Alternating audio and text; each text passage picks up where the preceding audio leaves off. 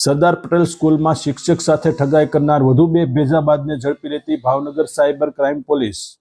ભાવનગરમાં કડિયાબીડમાં રહેતા અને સરદાર પટેલ સ્કૂલમાં શિક્ષક તરીકે ફરજ બજાવતા ચેતનભાઈ વિનોદભાઈ જોશી સાયબર ક્રાઇમમાં ફરિયાદ નોંધાવી હતી કે અમુક ભેજાબાજ ગઠિયાઓએ તેમને શેરબજારમાં ટ્રેડિંગના નામે વિશ્વાસમાં લઈ ફ્રોડ એપ્લિકેશન ડાઉનલોડ કરાવી 53,20,000 મેળવીને ફરિયાદીને એકવાર 83,000નું વિડ્રો આપી કુલ 52,37,000ની છેતરપિંડી આચરી હતી।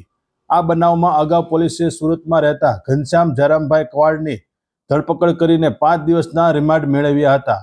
અને આ રિમાન્ડ દરમિયાન પૂછપરછમાં ઘનશ્યામના બનેવી અવિનાશ મુકેશ હડિયા અને અવિનાશના કુટુંબી ભાઈ સંજય હેડિયાની સંડોવણી સામે આવતા ભાવનગર સાયબર ક્રાઇમ પોલીસ દ્વારા